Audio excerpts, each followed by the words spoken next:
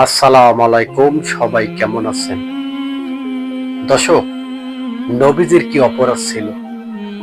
নবীজি কি দুনিয়ার ভিতরে এসে অপরাধ করছে? আর নবীজি কি সে একটি অপরাধীর সেই বন্দা? এই ব্যক্তি যে দেখছেন, এই ব্যক্তি নবীজিকে গালাগালি করছে, নবীজির পুরো ফ্যামিলিকেও গালাগালি করছে।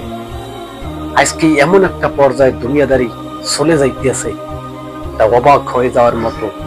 এই লোকটি বিচ্ছিরি বিচ্ছিরি গালাগালি করছে নবীজিকে, শুধু নবীকে না, নবীর পুরো বংশ ধরে স্কিমে যে ব্যক্তিকে দেখছেন, এই ব্যক্তি নবী দাবি করছে এবং নবীজিকে যে পরিমাণে গালাগালি করছে, এমন গালাগালি করছে ভাই, আপনাদেরকে আমি বলতে পারবো না।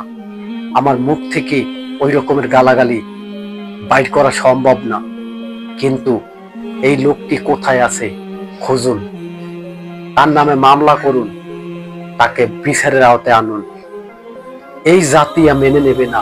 মেনে নেওয়ার মতো এই লোকটি এমন ভাবে গালাগালি করছেন নবীজি সাল্লাল্লাহু আলাইহি সাল্লামকে, যে নবীজি দুনিয়ার ভিতরে না আসলে দুনিয়ার ভিতরে আল্লাহর সেই আইন চালু হইতো না। আল্লাহর নেয়ামত, আল্লাহ তাআলা পৃথিবীর ভিতরে নবীজিকে পাঠাইছে একমাত্র মানুষকে জাহান্নামের পথ দেখান, জাহান্নামের আগুন থেকে বাঁচানোর জন্য, সঠিক পথে আসার জন্য। এই নবীজি সাল্লাল্লাহু আলাইহি সাল্লামকে এভাবে গালি দেয়।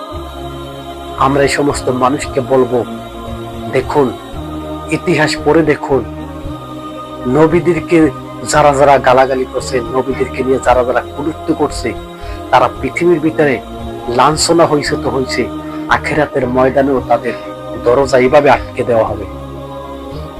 শুধু নবীজি না, নবীজির যত বংশের ভিতরে যারা যারা আছে, মা ফাতেমা, আমেনা, মানে কি আর বলবো, এমন ভাবে গালাগালি করলো।